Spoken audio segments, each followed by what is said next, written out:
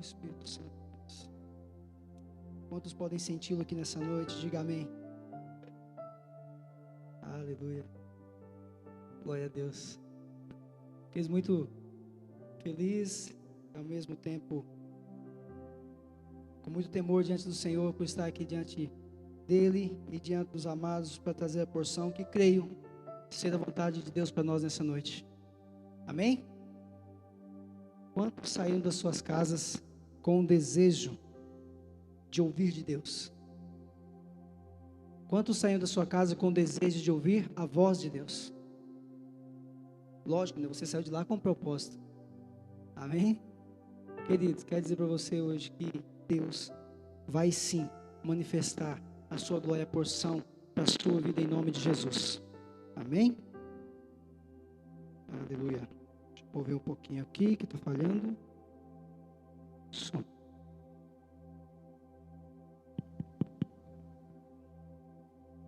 Aleluia. Beleza. Querido, abre a sua Bíblia no livro de Salmo. Quero compartilhar a palavra com vocês, aquilo que Deus trouxe ao meu coração e que acredito ser aquilo que Deus vai falar com você e tem falado comigo nesses dias. Importante, querido, que nesse momento nosso coração esteja aberto e nossos ouvidos atentos àquilo que Deus tem para falar conosco, porque Deus tem os seus modos de falar, o seu jeito de falar, nós precisamos reconhecer a sua voz. Então é importante que haja atenção do início ao fim, porque Ele pode falar no início, no meio, do fim, ou pode falar também o tempo todo com você, tá? Então vá abrindo a sua Bíblia aí no livro de Salmo, no capítulo de número 92, Salmo, capítulo de número 92, aleluia. Quantos tiveram a oportunidade de ler a palavra do Senhor essa semana?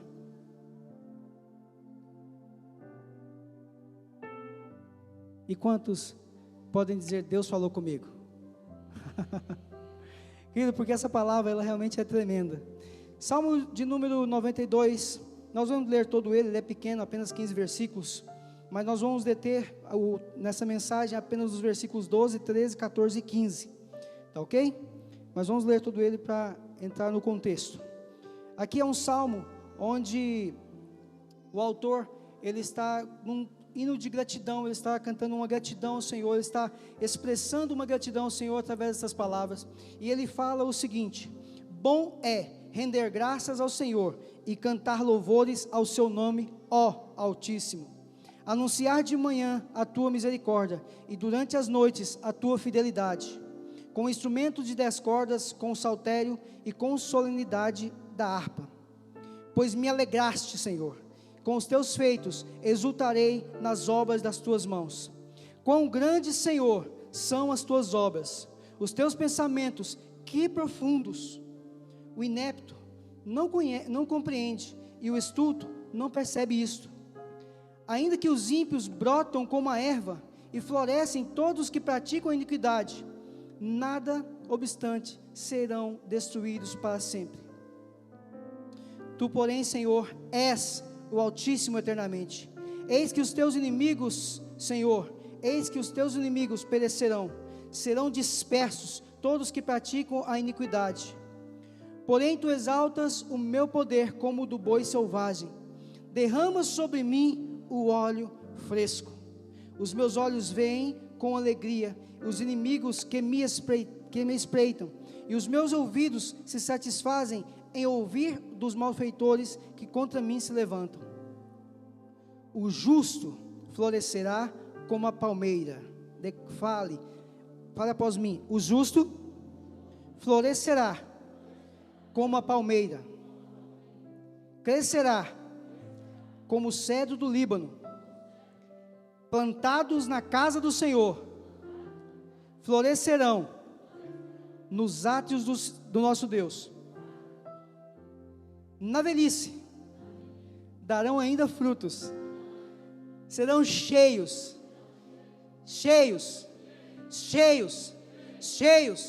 na velhice serão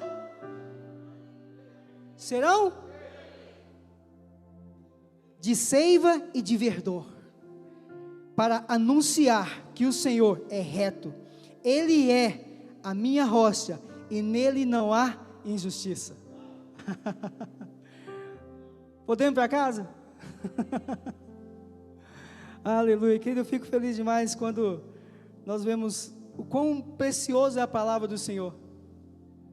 Nós cantamos aqui vários cânticos, oceanos, cantamos também esse que fala que não há nada melhor que o nosso Deus. Eu disse isso aqui uma vez no louvor e é uma coisa que eu acho tremendo, querido. Porque nós podemos andar em qualquer lugar do mundo, podemos conhecer os melhores lugares do mundo, podemos experimentar talvez as melhores coisas que este mundo dá, mas não há nada, não tem nada melhor do que o nosso Deus. Não tem nada melhor daquele que criou todas as coisas. Não tem nada melhor daquele que conhece a mim e a você. Não tem nada melhor daquele que é o nosso resgatador. Não tem nada melhor do que o nosso Pai. Nada melhor do que aquele que nos atrai. Nada. A Bíblia diz isso. E às vezes nós precisamos, conversando com as pessoas, é para que precisamos ter uma experiência pessoal com o Senhor. Nós precisamos ter algo sobrenatural com o Senhor. Eu posso falar 1000 palavras, posso cantar 1000 canções, posso ter um cântico, eu estou lembrando de um cântico, elucidar 1000 razões, mas nada é comparável à presença do Senhor. Sabe, querido, porque o dia que nós experimentamos essa presença, ela transforma a nossa vida de tal maneira que nós não conseguimos mais ser os mesmos. E eu quero que nessa noite, em nome de Jesus, o Espírito Santo possa sobrar sobre a sua vida. E como nós declaramos aqui, que somos como palmeira, que o Senhor possa soprar na minha vida e na sua vida, e nos fazer homens e mulheres firmes, cheios da presença do Senhor. Amém? Queridos, adentrando no texto, nós vamos comentar algumas coisas. Nós ainda temos ceia hoje, né? Então nós não vamos demorar, mas eu quero que você preste atenção. O livro de Salmos, nós gostamos de ler ele, né? E esse Salmo 92, ele vem logo após o 91. Normal, né? Difícil se vier a 93 antes, né? Então nós temos esse Salmo escrito, né, numerado de número 92. E quando nós chegamos, normalmente, né, em vários lugares, nós temos Bíblia aberta, Salmo 23, Salmo 91. E geralmente, por isso, talvez, alguma coisa em nossa mente já ficou gravada, e nós lemos já o Salmo 91, que o Senhor, né, é o nosso Altíssimo e tal, 1000 cairão ao teu lado, 10.000 à nossa direita, e não seremos atingidos. E depois vem esse Salmo, e parece que já salta aos olhos.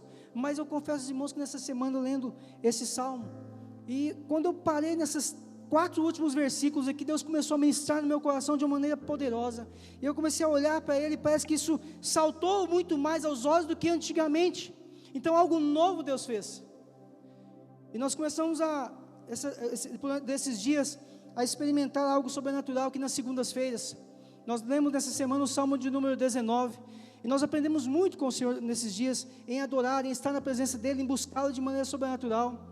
E eu tenho aprendido nesses dias, né, que Deus faz tudo com um propósito. Tudo Deus faz com um propósito. A sua vida estar aqui noite tem um propósito. A sua vida ao andar na sua casa tem um propósito. Aonde Deus te plantou tem um propósito. Aonde você está, no seu trabalho, na sua escola, na sua faculdade, aonde você está, na própria igreja, Deus tem um propósito.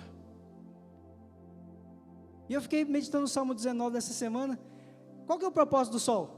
Porque o Salmo 19 fala sobre a grandeza de Deus, e não tem como negar, até porque, como que sustenta o sol? O Salmo 19 fala sobre isso, sobre a grandeza do nosso Deus. Qual que é o propósito do sol?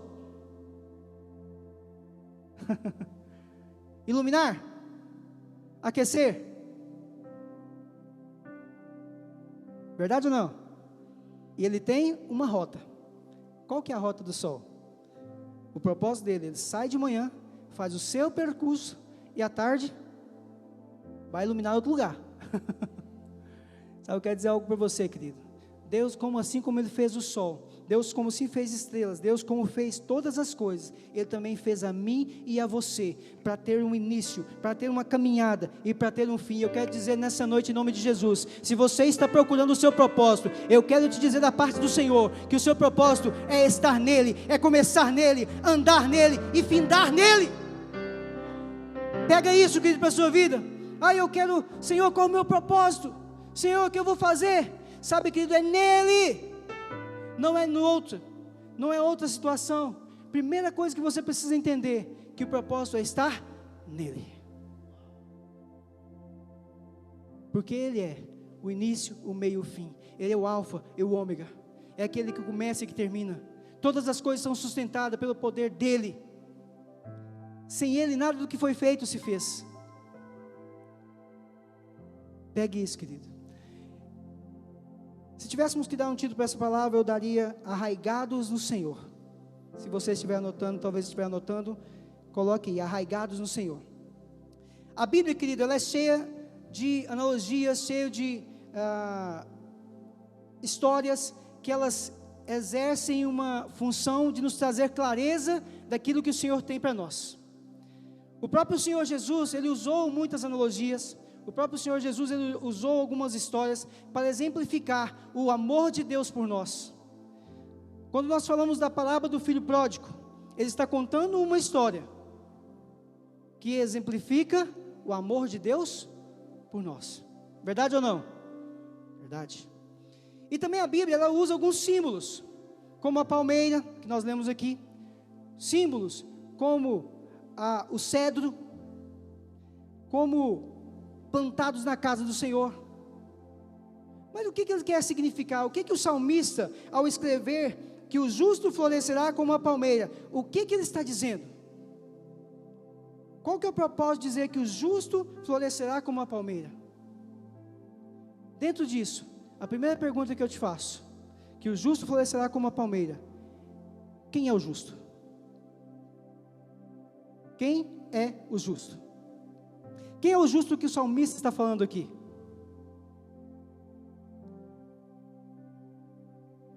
Se arrisca? Nós vamos falar sobre esse assunto. Diga: o justo sou eu, através da cruz de Cristo. Amém? Glória a Deus.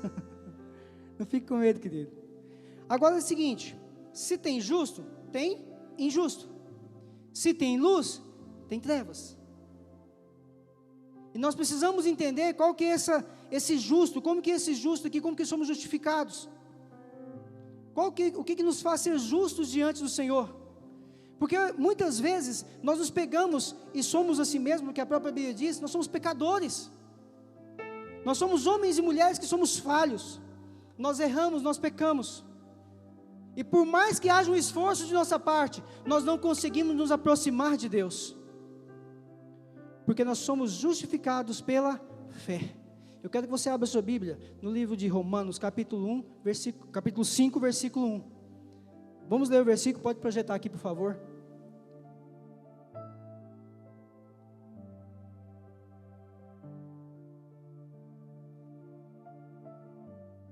Portanto, uma vez que pela fomos declarados, temos paz com Deus por causa daquilo que Jesus Cristo, nosso Senhor, fez por nós. Então a primeira coisa que eu preciso entender, que eu sou justificado, eu sou justo em Deus. Agora, se também sou justo, também há um injusto.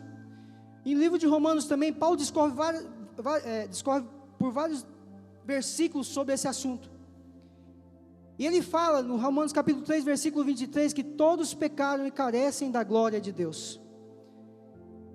Todos pecaram e carecem da glória de Deus. E o que acontece, querido? Nós precisamos entender isso de uma vez por todas.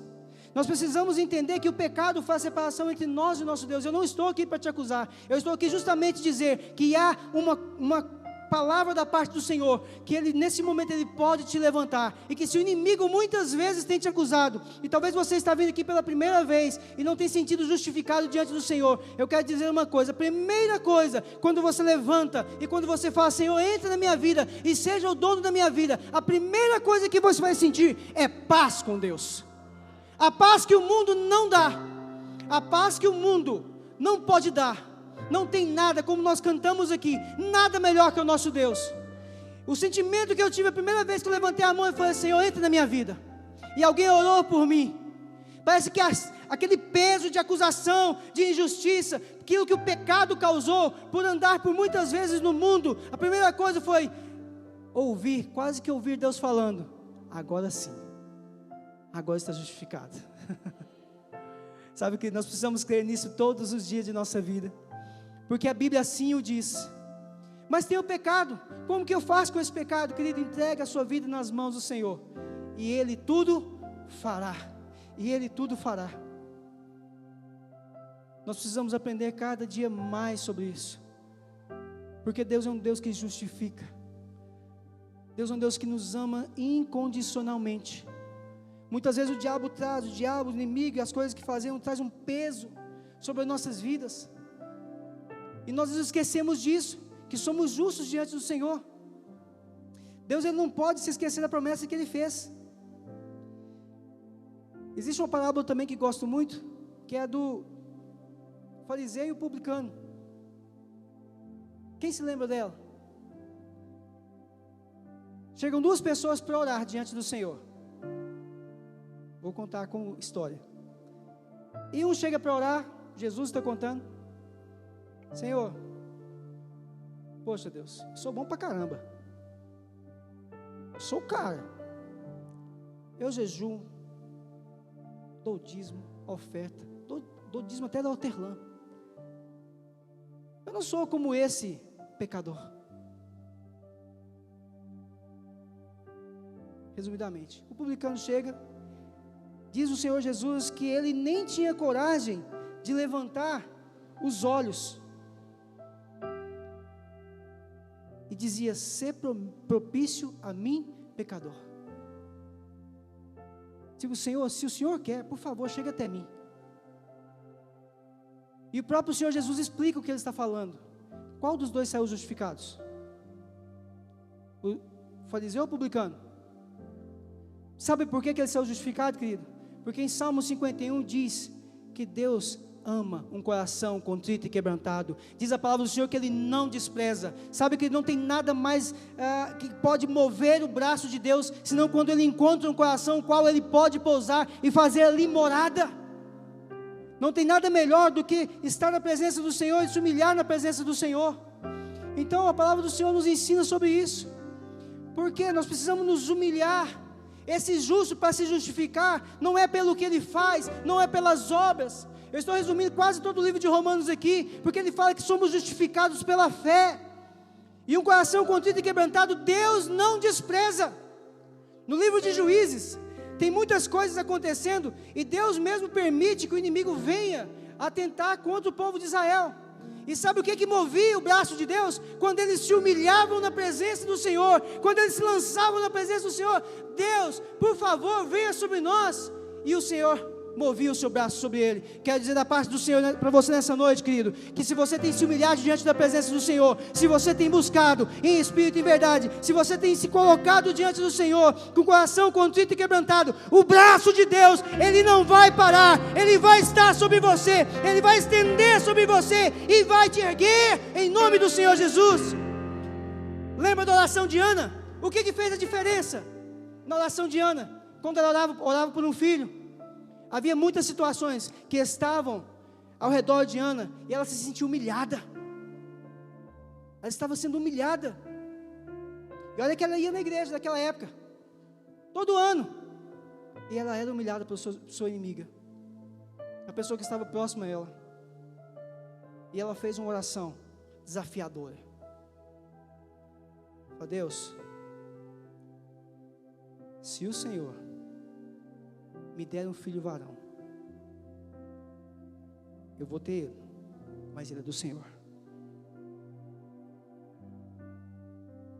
Agora diz a Bíblia que essa oração que foi tão intensa, que ela estava diante do Senhor, tão intensa, soltando seu coração, derramando seu coração diante do Senhor, que o sacerdote até a teve por bêbada.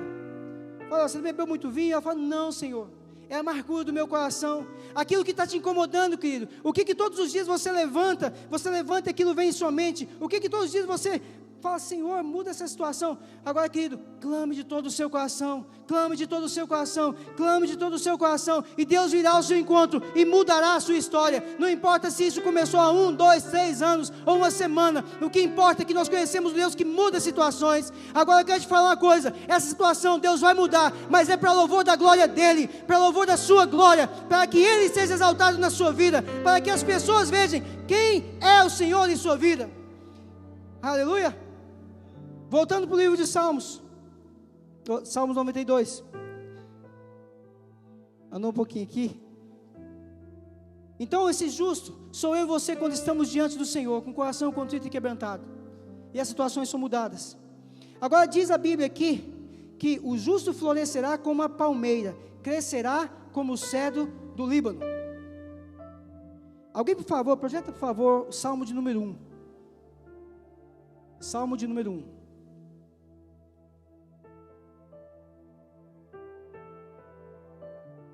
Quando a Bíblia diz que o justo florescerá como a palmeira, o Senhor está dizendo,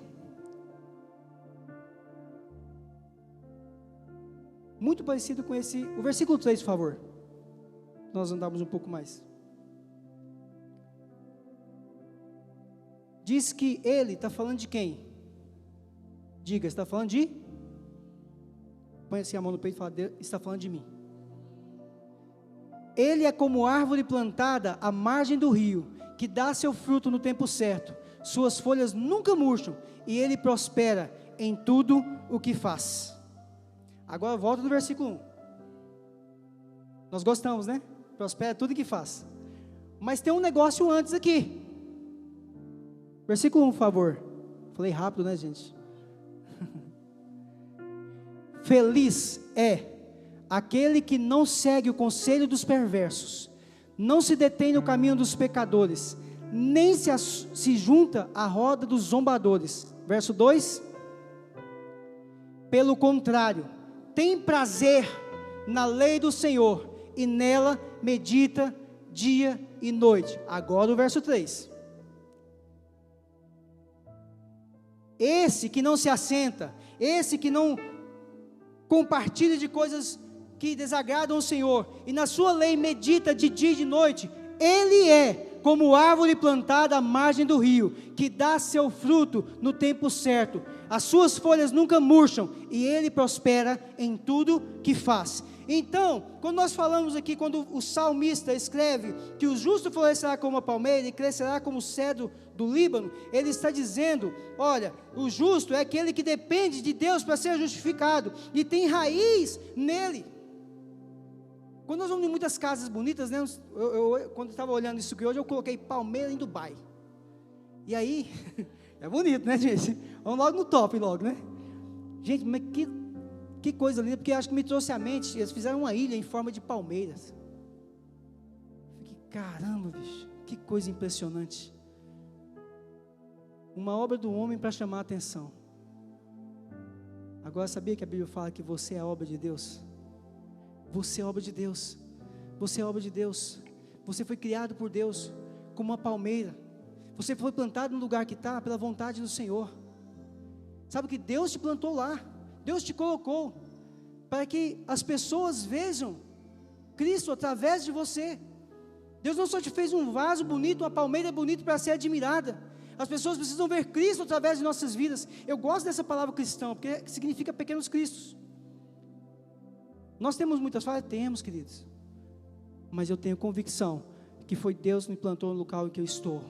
Você precisa também ter essa convicção, que é Deus que te plantou no local onde você está. Agora, Deus não te plantou lá por nada, Deus te plantou com um propósito, Deus te plantou com um propósito de manifestar a sua glória. Sabe, querido, ainda meditando sobre esse texto, eu fico imaginando, pensando aquilo que as pessoas têm visto através de nossas vidas. aquilo que as pessoas têm visto através de nossas vidas. Se nós temos manifestado a Cristo, se essa palmeira que é bonita, que é frondosa, que cresce, ela tem dado frutos. De novo, não estou aqui para julgar, mas estou aqui para te incentivar a que lá no lugar onde você está, você seja a carta que as pessoas podem ler de Cristo. O apóstolo Paulo fala sobre isso, que nós somos a carta que as pessoas leem. Você sabia que tem muitas pessoas do seu lado, do meu lado, que nunca pegaram uma Bíblia? Nunca. Que acha que o livro é um livro arcaico, não tivesse costume em sua casa. Mas eles conhecem a sua vida e a minha vida. E Deus quer que, em nome de Jesus, como o Senhor te faz justo como a palmeira, que eles possam ver Cristo através da sua vida. Deus fez você com um propósito, querido. Deus fez você com um propósito de manifestar a sua glória. Quando fala da palmeira, que é muito bonito assim, é para manifestar a glória do Senhor. E que Deus possa te fazer assim em nome do Senhor Jesus. Amém? Então, justificados, queridos, é pela fé. E aí fala que é como a palmeira. E nós somos a carta que as pessoas leem. E eu espero em Deus, querido. Sabe, muitas vezes parece que nessa hora, quando eu ouvia falar sobre isso, eu falei assim, nossa, mas, poxa vida, será que eu tenho manifestado a glória de Deus? Será que as pessoas têm visto que eu sou um cristão? Não pelo muito falar, mas pelo meu andar. E eu não estou aqui para julgar a mim e você de jeito nenhum, mas eu quero que nós colocamos nossas vidas diante do Senhor e falar, Deus, me usa como ponte, me usa como farol, que eu possa ser. Eu aprendi esses dias, a gente aprende e depois a gente parece que fica entenebrecido, né? Mas conversando com o pastor Abel esses dias, ele falou assim, olha, as pessoas precisam encontrar em você o que eles não encontram lá fora. Tem bons psicólogos aí fora, gente? Tem bons conselheiros aí fora? Tem pessoas que têm palavras bonitas? Quantas vezes a gente abriu o celular e coloca lá uma frase de efeito? Uau! Tem um monte de frase legal aí, de um monte de gente boa. Não estou aqui falando nada disso não. Mas o que tem diferente que eu tenho, que o pastor Abel tem, que o pastor Apoliano tem, que o Ezequiel tem? Manuel? Presença de quem?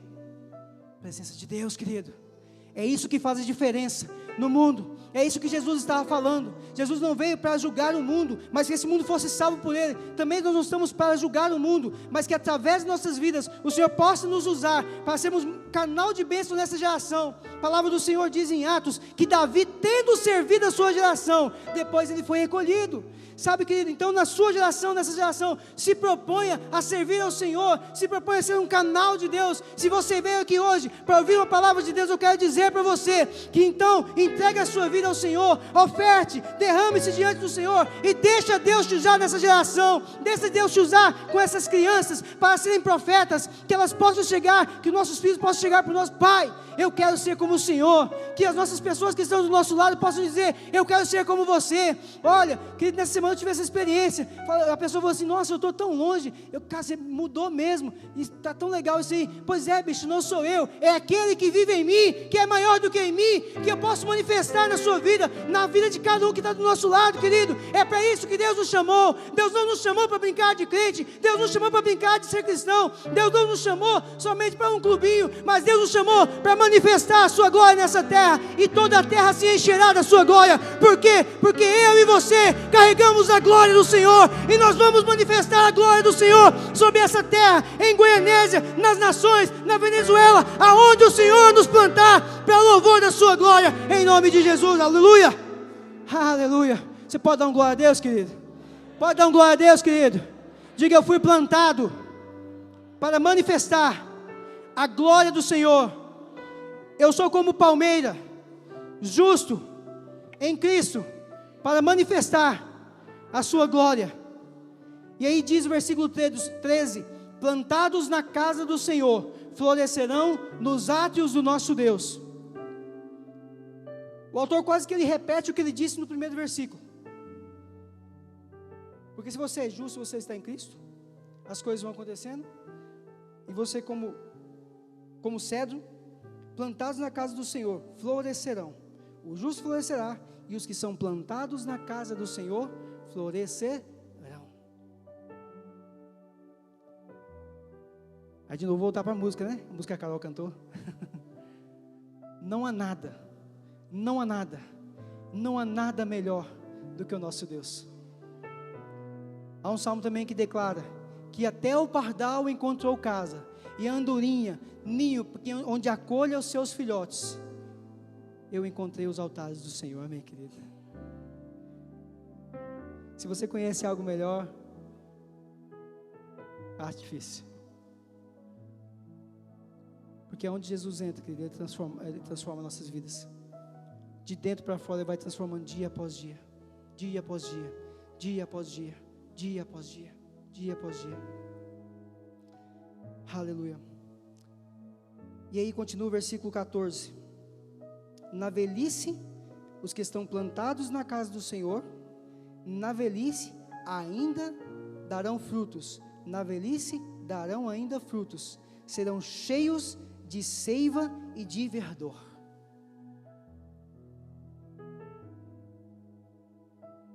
Quando a gente olha para a velhice, né? Assim, poxa vida, vou ficar velho, vai. Quem vai ficar velho aqui? Diga glória a Deus. Se não for ficar velho, tem que só ter um jeito, né? Eu acho que ninguém quer por aqui por enquanto. Mas um dia, nós vamos ficar velhos. Eu sou novo, né, meu bem? Minha esposa está ali. Ela me acha lindo, estou bonitão. Mas um dia, querido, nós vamos ficar velhos. Aí ela fala para mim assim: meu bem, não, vamos ficar dois velhinhos, bonitinho. Mas mesmo na velhice, se Deus permitir, junto com a minha esposa, nós vamos ainda estar cheios de seiva e verdor, cheios de seiva e verdor, seiva e verdor. Salmo 19 nós falamos aqui, fala sobre o sol, aquele propósito, né? Ele sai, ilumina o dia todo e termina. Nós também fomos criados em Deus, temos um percurso em Deus e vamos voltar para Deus. Qual que é o seu futuro, querida? Muito se fala sobre semente, muito se fala sobre semente. E o que nós fazemos é semente. Tudo que nós fazemos é semente. Eu já vi isso aqui dentro da igreja e fora da igreja. Muitas pessoas descobriram esse princípio, que quem planta, colhe. Ninguém é obrigado a plantar, mas quem planta, colhe. Você está aqui hoje porque você plantou algo. Você está aqui hoje porque um dia também alguém plantou algo. Quem está aqui por causa de Cristo? Como que plantaram Cristo em você? Quando Ele morreu, Ele ficou 3 dias morto. Essa semente depois germinou. A semente germinou, querido. O próprio Cristo, através do seu Espírito.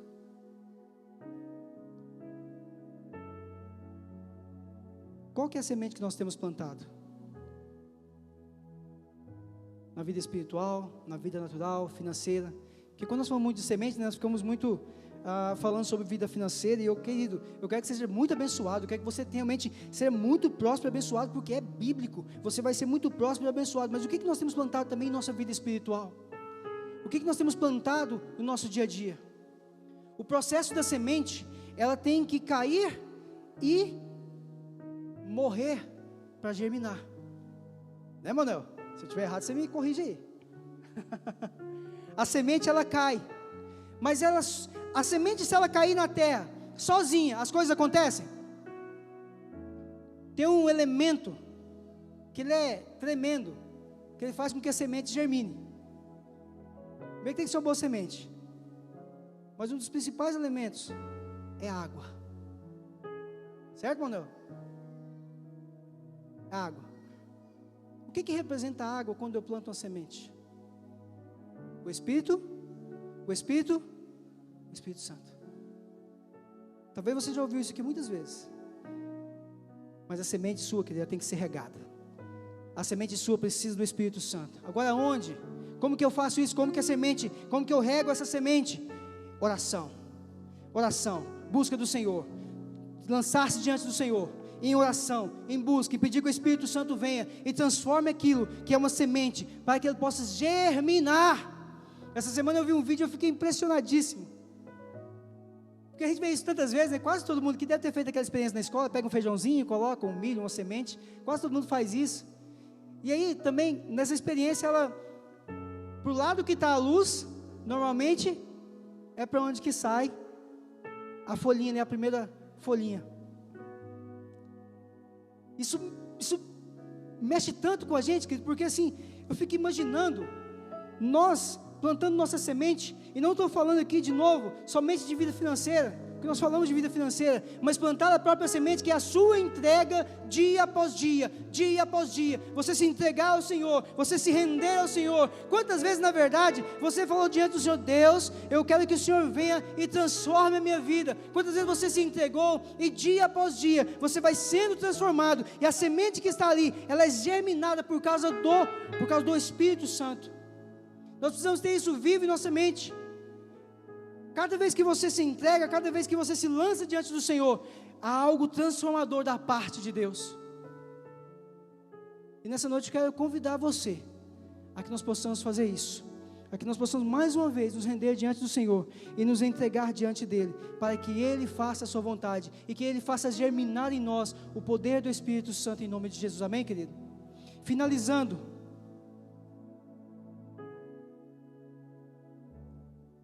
desses frutos na velhice, nós falamos de frutos, de semente, serão cheios da seiva do Senhor. Para que ser cheios da seiva e de verdor? Para anunciar que o Senhor é reto, Ele é a minha rocha, e nele não há injustiça. De novo, Deus faz tudo com propósito. Diga: Deus faz tudo com propósito. Deus não fez nada aleatório, querido. Deus fez com propósito. E às vezes nós saímos, né? E tem uma palavra que é muito usada hoje, que nós recalculamos a rota. Converge, muda, transforma, converte. Então você está indo nessa rota, e ela está longe daquilo que o Senhor quer. Você muda de rota e volta para aquilo que Deus quer em nossas vidas. Para que Deus vai encher você na velhice? Ainda na velhice. Eu gosto muito do livro de Josué. E o livro de Josué, ele tem umas coisas que são pertinentes, já para nós encerrarmos. E nós vamos orar. O livro de Josué, ele está falando, lógico, da vida de Josué, de Israel. E ele tem das pessoas que estão ali envolvidas naquele conto bíblico, que é Caleb. Diz a Bíblia que Caleb, ele estava lá quando foram os espias. Josué e Caleb, dentre os 12 que Moisés enviou para estar e verificando a terra que Deus havia prometido, foram os únicos 2 que voltaram certos de que Deus havia entregado uma terra maravilhosa. Josué e Caleb. E então, os 12 que voltaram, 10 falaram assim: agora acabou tudo.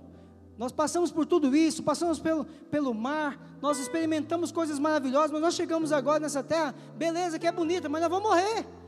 Os caras lá são grandes. Mas Josué e Caleb, eles falam assim: olha, Deus já entregou essa terra para nós. E eles falando: nós, aos nossos próprios olhos, seremos como os gafanhotos.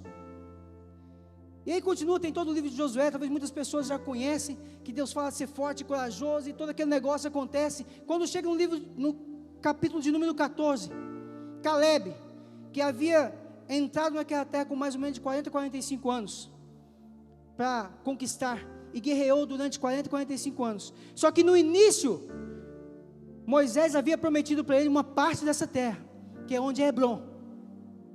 Havia uma promessa para Caleb. E Caleb, mesmo depois de mais ou menos 45 anos, de guerrear e lutar, de conquistar, de estar fazendo a obra do Senhor, chegou lá para o final, ele falou assim: Josué, quando nós entramos aqui, eu era jovem e lutava a guerra do Senhor, e continuei lutando, mas lá me fizeram uma promessa, que essa terra aqui seria minha. Hoje eu tenho 85 anos, e eu ainda sou como um jovem de 40 anos, eu posso guerrear. Agora me dá essa terra aqui, porque Deus me prometeu. O que eu quero dizer com isso, querido? Que não importa a idade que você está, se você tem 1, 2, 3, 10, 20, 30, 40, 50, 70 anos, o que importa é que se você estiver arraigado no Senhor, se a sua raiz estiver tão profunda, bebendo sempre do Senhor, Deus vai sempre te conservar, um homem ou mulher de Deus, que não vai mudar, que sempre será referência para essa geração, em nome do Senhor Jesus. Amém, querido?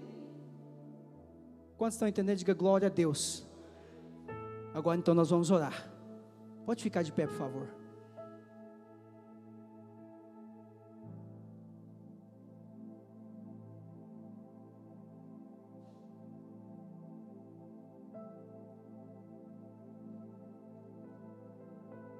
Aleluia.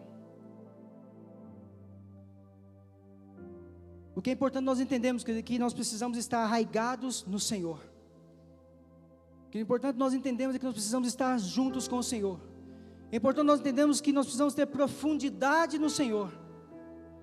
Nós somos uma geração de fast food, de coisa rápida, né? De coisa fast, rápido. Eu vou ali, já me arrumo, pego, resolvo, vou embora, pronto, acabou. E muitas vezes, por ser tão rápido, não é tão profundo. O que os versículos que nós lemos do Salmo estão dizendo, é que essa palmeira, ela também tem raízes que são largas, para beber mais da seiva do Senhor.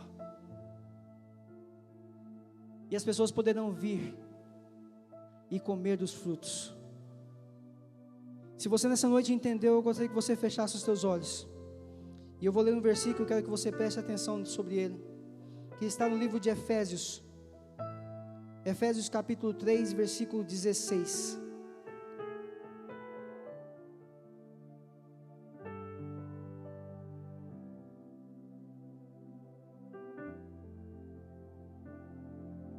Diz o seguinte: para que segundo a riqueza da sua glória vos conceda que sejais fortalecidos com poder, mediante o seu Espírito no homem interior, e assim habite Cristo nos vossos corações pela fé, estando vós arraigados e alicerçados em amor, a fim de poderdes compreender com todos os santos qual é a largura e o comprimento e a altura e a profundidade, e conhecer o amor de Cristo, que excede todo entendimento, para que sejais tomados de toda a plenitude de Deus. De olhos fechados, repita após mim: arraigado.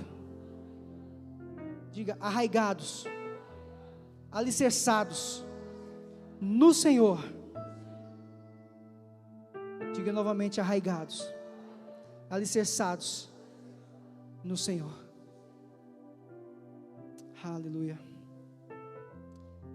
Querido, se você entendeu que há necessidade de lançar raízes mais profundas, para que Deus possa fazer florescer a sua vida, e que você quer estar arraigado e alicerçado no Senhor, gostaria que você fizesse uma oração enquanto o louvor canta aqui. Nós vamos cantar.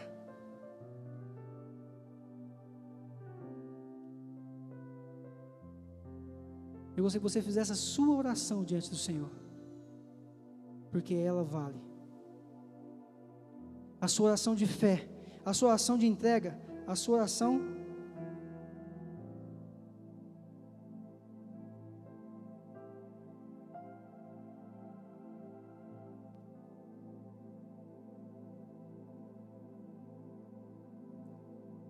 você faça a sua oração diante do Senhor, enquanto nós adoramos o Senhor com esse cântico.